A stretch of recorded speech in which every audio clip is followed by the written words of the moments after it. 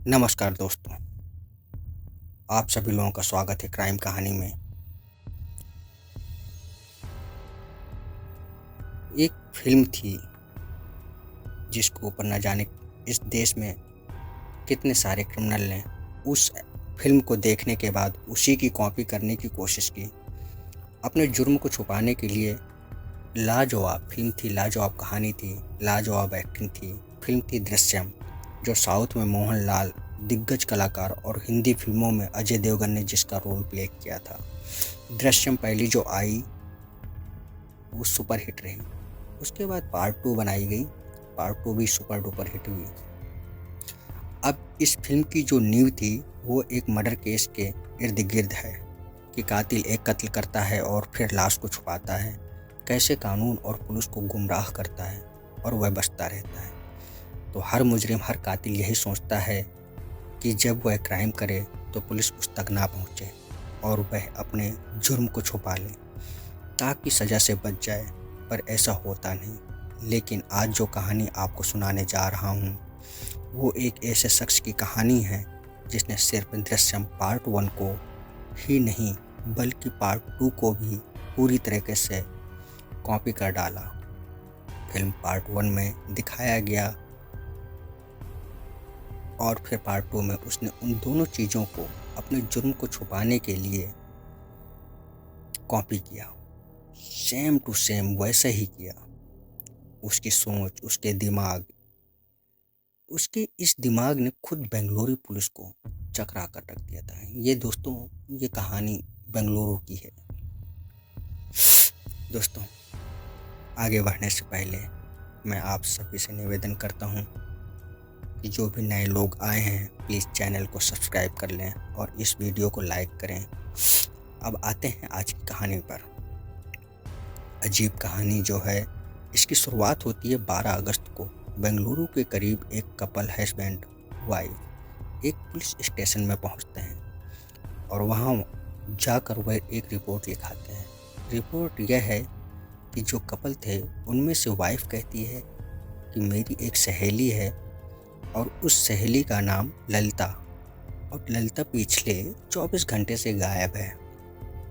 लेकिन हमें पूरा शक ही नहीं, यकीन है कि ललिता का कत्ल हो गया और कातिल कोई और नहीं बल्कि ललिता का अपना पति उमेश। अब पुलिस उससे सारी जानकारी लेती है, उनसे कहती है ठीक, आप कंप्लेंट दीजिए। पुलिस एफआईआर दर्ज कर लेती है।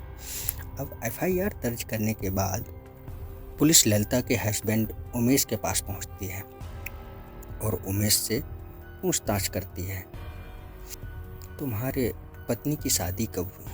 तो पूरी कहानी सामने आती है। पता चलता है ललिता और उमेश दोनों 5 साल पहले दोनों मिले। उसके बाद दोनों में प्यार हुआ। प्यार होने के बाद दोनों ने शादी करने का फैसला किया। दोनों की शादी हो गई। अच्छी खासी ज़िंदगी चल रही थी। उनका एक छोटा सा बेटा भी है। ललिता एक ब्यूटिशियन थी और उमेश एक ट्रैवल एजेंसी में जॉब करता था।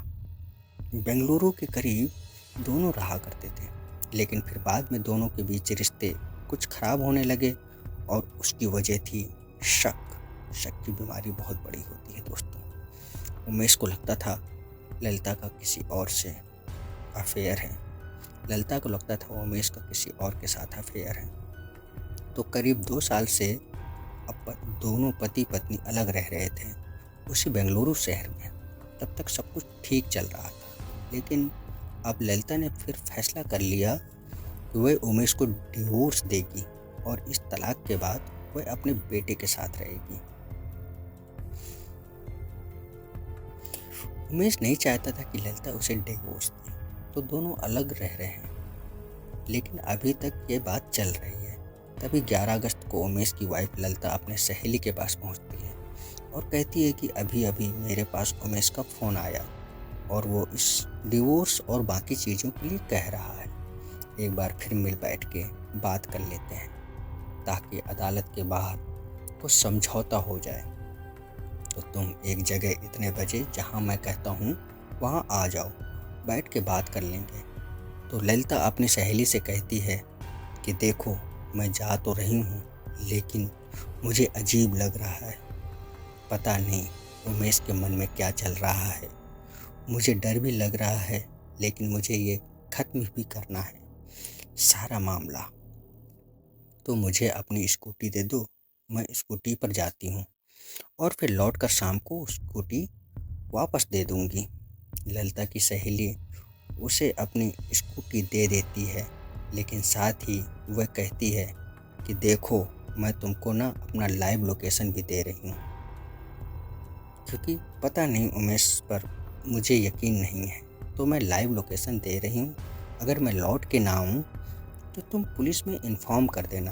अब ललिता अपना लाइव लोकेशन अपनी सहेली को दे देती है और उसके बाद वो चली जाती है। लाइव लोकेशन बेंगलुरु से करीब 60 किलोमीटर दूर एक जंगल का इलाका था। वहाँ तक जाकर रुक जाता है। तब रास्ते में बीच में 1-2 बार बात भी हुई। सहेली से उसने कहा, बस मैं पहुँचने वाली हूँ। आखिर शाम को 6:11 पर मोबाइल बंद हो जाता है।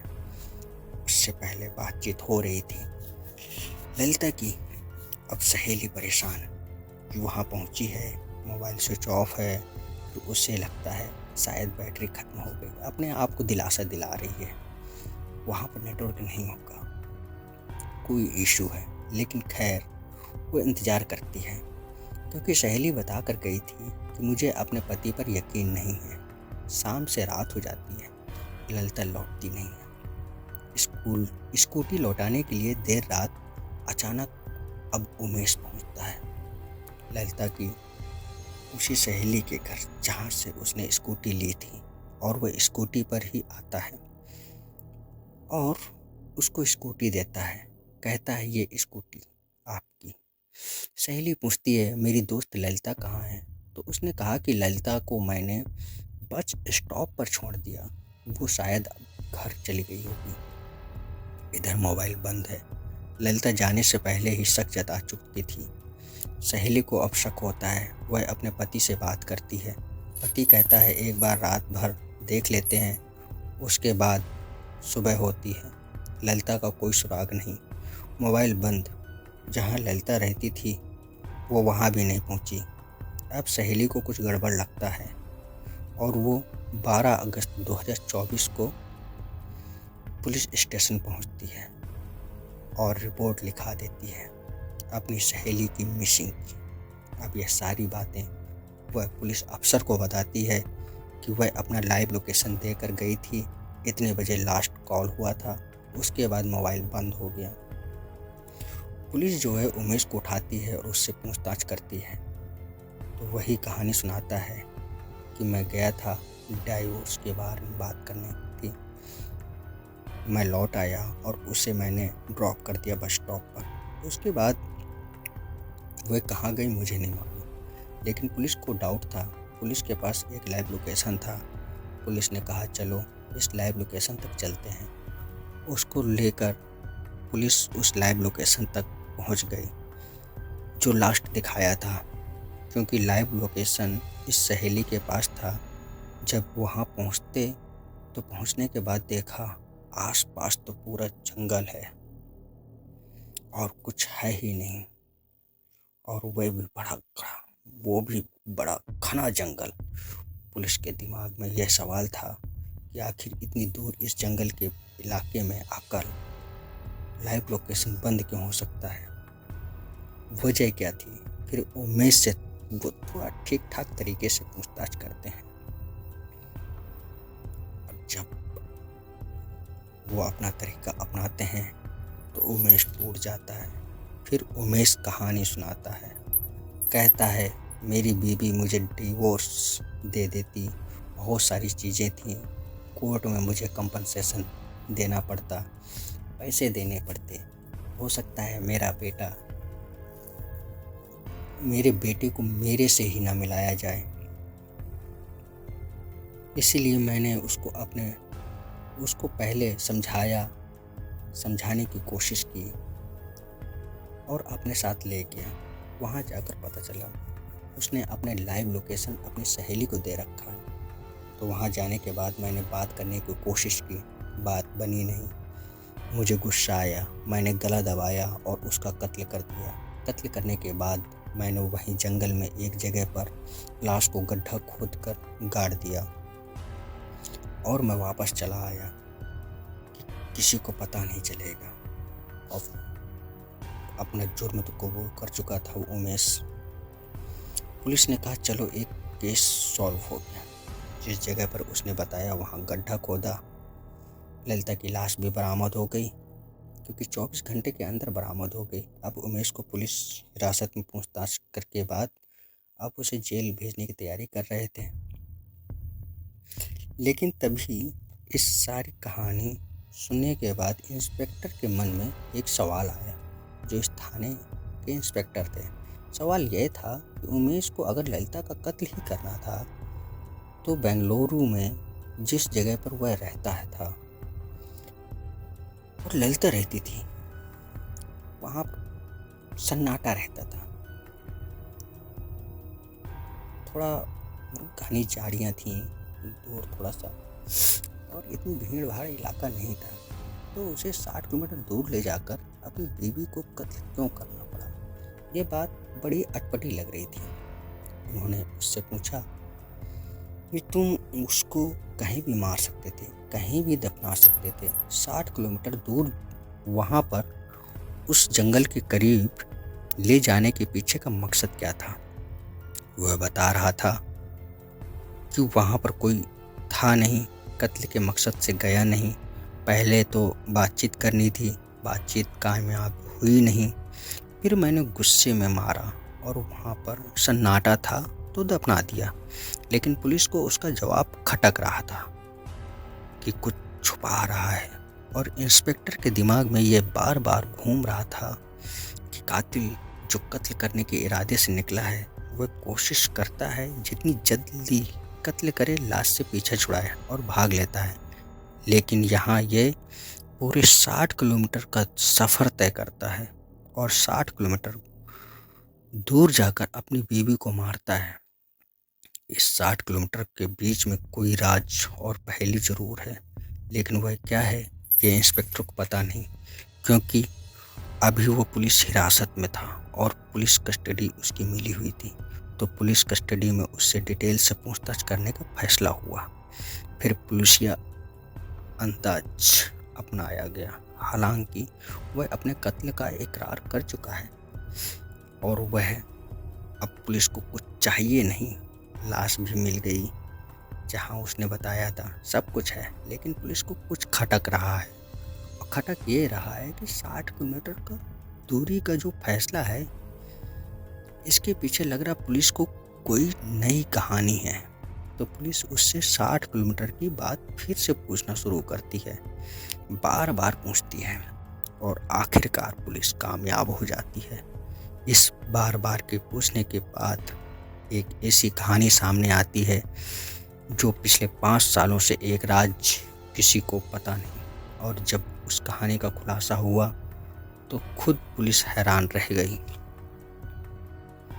कहानी यह थी कि जब पुलिस कस्टडी में बार बार पूछा गया उमेश से, तब उमेश ने कहा कि मेरा एक दोस्त है जिसका नाम किरण है। हम दोनों बेंगलुरु से कुछ दूरी पर एक गांव है, वहीं साथ साथ पले बड़े इकट्ठा, और फिर मैं इधर आ गया। किरण वहीं रहता था, पर हमारी दोस्ती अब भी थी। तो बोला एक रोज़ किरण मिला था मुझे, मैंने उससे पूछताछ की, बातचीत की। फिर मैंने उसे अपनी फैमिली के बारे में बताया। मैंने कहा यार मुझे अपनी बीवी से छुटकारा पाना है और मुझे उसे मारना है। तो उसने मुझे कहा कि ठीक है, तुझे अगर पुलिस को धोखा देना है तो तू एक काम कर, तू बेंगलुरु से 60 किलोमीटर दूर एक जंगल है, उसे वहाँ ले जा और वहाँ मारने के बाद दफना दे, किसी को पता भी नहीं चलेगा। तो मैंने ठीक वैसे ही किया। अब पुलिस को लगा कि किरण इसको सुझाव दे रहा है कि तुम 60 किलोमीटर दूर जंगल में, तो किरण को कैसे पता कि इस जंगल में कत्ल करना या लाश को दफनाना सेफ है और कभी पुलिस उस तक पहुंचेगी नहीं। अब इस सवाल पर पुलिस ने उसे सवाल करना शुरू किया फिर उसने कहानी बताई। उसने कहा, असल में किरण ने 5 साल पहले अपनी बीवी का कत्ल किया था और अपनी बीवी को उसी जंगल में मारकर दफना दिया और आज तक पुलिस को पता ही नहीं। अब जब पुलिस के सामने ये कहानी आई तो पुलिस के भी होश उड़ गए कि एक शख्स 5 साल पहले कत्ल किया हुआ है और आज तक किसी को पता नहीं चला। कैसे मुमकिन है? अब पुलिस पहुंचती है उस गांव में और किरण को उठा लेती है। किरण को उठाने के बाद अब उससे पूछताछ होती है। उससे चूंकि 5 साल पुराना मामला है, कंप्लेन इनको है नहीं, तो क्या किया जाए। तब पुलिस किरण की जो वाइफ थी और किरण की कहानी जानती है तो पता चलता है कि किरण और पूजा ने भी कभी लव मैरिज किया था और दोनों एक साथ रहते थे। उनका भी एक बच्चा था, लेकिन 2019 में एक रोज़ अचानक पूजा गायब हो गई और पूरे गांव में किरण ने यह बताया कि वह अपने एक प्रेमी के साथ भाग गई है। अब यह बात गांव को भी पता है और किरण के ससुराल को भी पता, उसकी सास को भी पता। अब पुलिस किसी तरीके से उस सास को ढूंढने के लिए एक टीम भेजती है। इधर पुलिस कस्टडी में किरण को रहते हुए 4-5 दिन हो गए और पुलिस हैरान कि एक भी उसका रिलेटिव, रिश्तेदार उसका हाल चाल पूछने थाने में आया ही नहीं। पता नहीं क्या है। खैर, अब पुलिस किसी तरीके से उसकी सास तक पहुंचती है और उससे पूछती है कि अपनी बेटी, कि आपकी बेटी पूजा कहाँ है। तो वह कहती है वह तो 5 साल पहले अपने प्रेमी के साथ भाग गई। उसने कहा, आपको कैसे पता चला? उसने कहा, मेरे दामाद ने बताया। किरण ने उनसे कहा, भाग गई।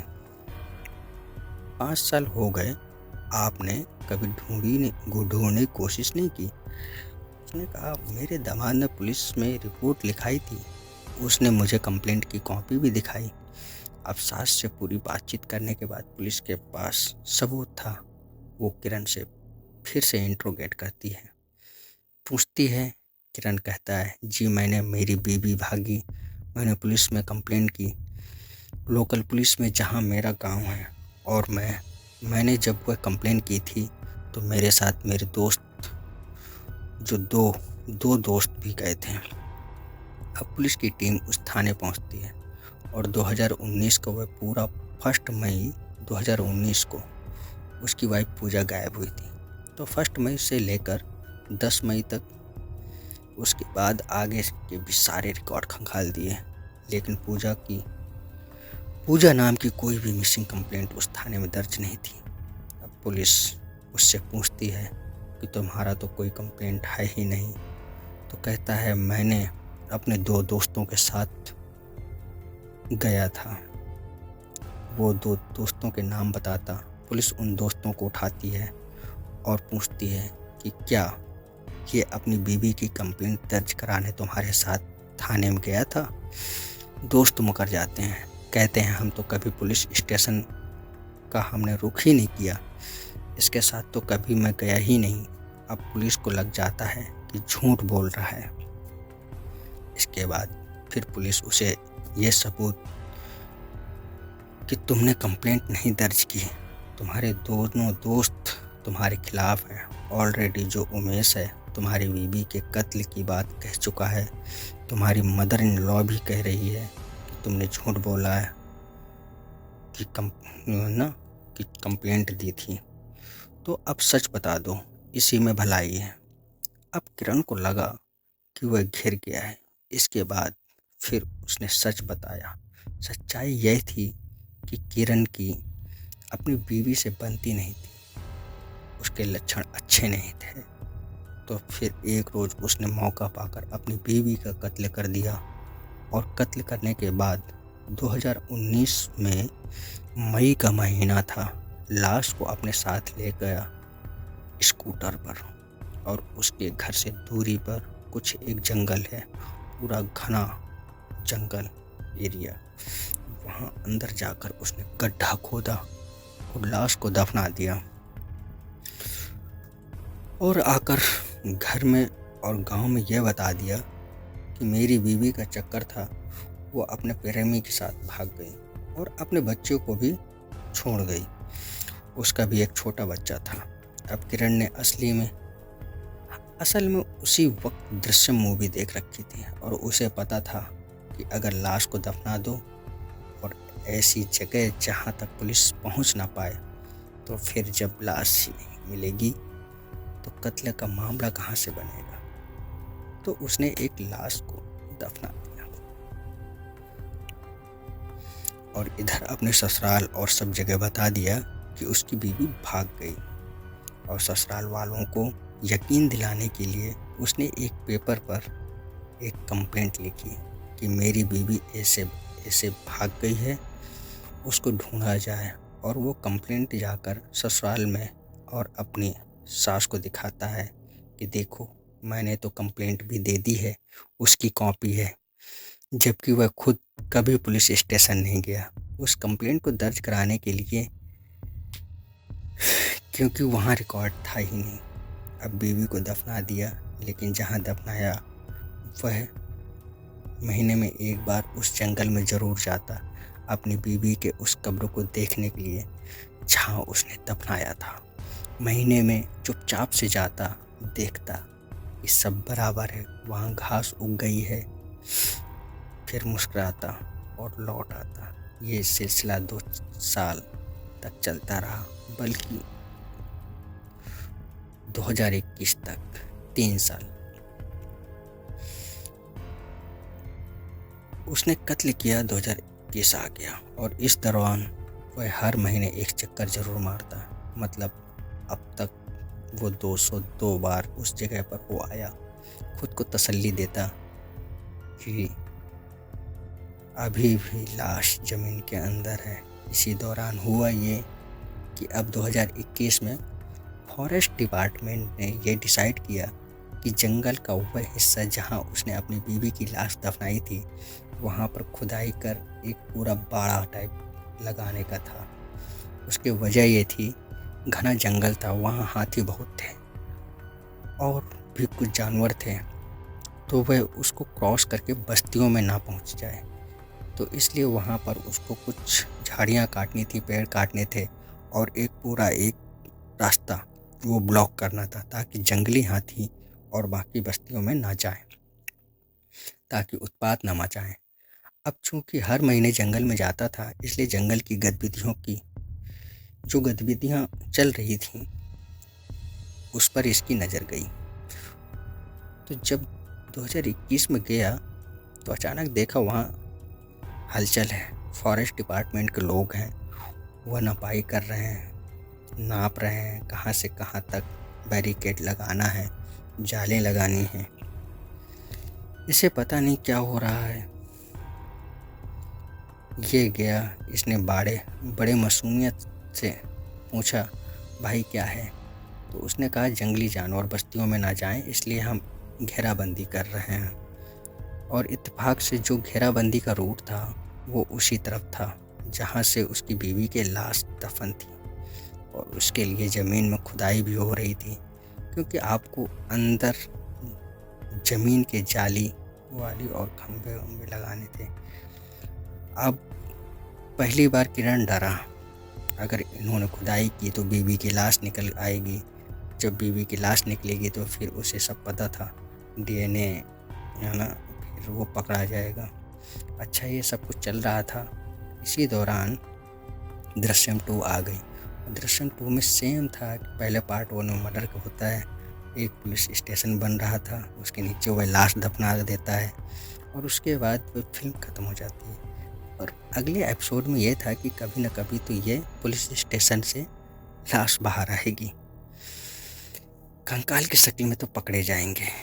तो वहाँ से कंकाल निकालता है, फिर उसे जलाता है और ले जाकर दूसरी जगह कहीं पर दफना देता है। पकड़ में नहीं आएगा, यही कहानी है। इसने दोनों पार्ट देख रखी थी। इधर फॉरेस्ट डिपार्टमेंट वाले आए, अब उनकी खुदाई होनी है। इधर किरण को डर कि खुदाई होगी तो उसकी बीवी की 2 साल पुरानी कंकाल बाहर आ जाएगी और फिर क्या पता वो भेद ही खुल जाए, क्योंकि मन में डर तो होता ही है जो जुर्म करता है। उसने कहा कि इससे पहले खुदाई हो उसे कुछ करना पड़ेगा। अब दृश्यम 2 की सारी कहानी उसके दिमाग में घूमने लगी।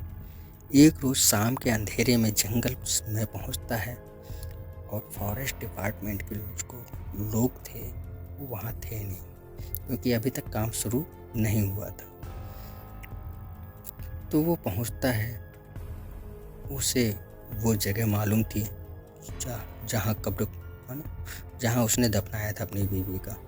कब्र खोदता है अपनी बीवी की जगह जहाँ उसने दफनाया था 2 साल पहले।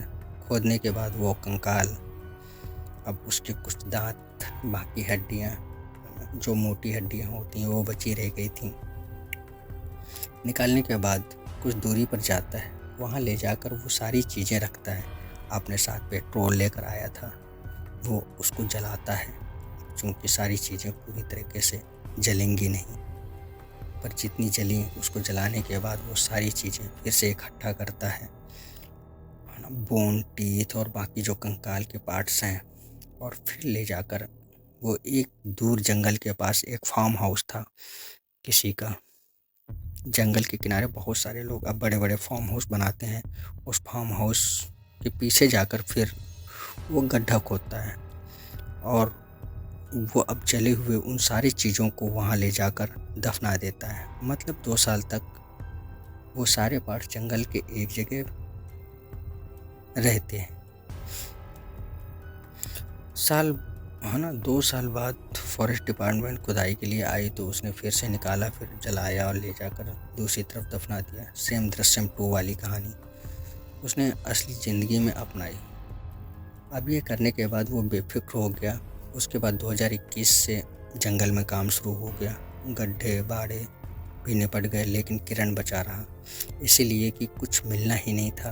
अब 24 में उसके दोस्त उमेश के साथ उसकी बीवी का यही विवाद शुरू हुआ और उसने उससे सलाह ली। तब उसने कहा कि तुम एक काम कर, वहाँ से 60 किलोमीटर दूर ये जंगल है, वहाँ पहुँच, वहाँ मार, वहाँ दफना दे, किसी को पता नहीं चलेगा। आज तक मेरे बारे में पता नहीं चला। उसका जिगरी दोस्त था, उसने अपना राजू गल दिया और यही उसने गलती की। उसी के कहने पर उमेश ललिता को ले गया और वहीं बुलाया और वहीं मार दिया। अब जब ये कहानी आई तो एक पुलिस की टीम पहुंची। पहले उस गड्ढे पर जहां उसने बताया, वो तो फॉरेस्ट डिपार्टमेंट ने मटिया मेट कर दिया था। फिर उस जगह पर जो फार्म हाउस के पीछे था, पुलिस की टीम पहुंचती है उस जगह पर। उसके बताए हुए जगह पर खुदाई होती है और अंदर से कंकाल के टुकड़े, दांत, हड्डियां ये सब मिलती हैं। फॉरेंसिक टीम भी साथ आई थी। बेंगलुरु पुलिस वो सारी चीज़ों को सहेजती है और उसके बाद उसे फॉरेंसिक लैब भेज देती है। पूजा की माँ है, उससे ब्लड सैंपल लिया जाता है ताकि डीएनए मैच कराया जा सके। अभी इसकी रिपोर्ट आनी है अगली बार। रिपोर्ट आने के बाद ये पता चल जाएगा कि जो कंकाल और दांतों के टुकड़े, ये सारी चीज़ें मिली हैं, ये पूजा की हैं जो 2019 से गायब हैं कि नहीं। लेकिन चूंकि ये सारी चीज़ें किरण की निशानदेही और गवाही पर मिली हैं, इसलिए उम्मीद यही है कि चूँकि बीवी पिछले 5 साल से गायब है, 2019 से कभी देखी नहीं, कहीं मिली नहीं, तो यही है कि यही किरण की बीवी पूजा है। डीएनए टेस्ट का इंतज़ार है। लेकिन देखिए, कमाल, एक अच्छी खासी फिल्म, एक अच्छी क्राइम थ्रिलर, बेहतरीन दृश्यम की कहानी। लेकिन हमारे यहाँ ऐसे क्रिमिनल की कमी नहीं जो यहाँ के सारे आइडिया भी चुराते हैं। और किरण ने तो इस मामले में सारी चीज़ों की हद पार कर दी। उसने पार्ट 2 से पहला चुराया और जो पार्ट 1 में, फिर पार्ट 2 जंगल में खुदाई, उसको इम्प्लीमेंट किया। यानी उसने दोनों फिल्मों को, जो दोनों की कहानी थी, असल ज़िंदगी में उतार दिया। ये थी आज की कहानी दोस्तों। एक बार फिर आप सभी से निवेदन है कि चैनल को सब्सक्राइब करें और वीडियो को लाइक करें। थैंक यू दोस्तों, फिर मिलते हैं किसी नई कहानी के साथ। तब तक के लिए जय हिंद, जय भारत।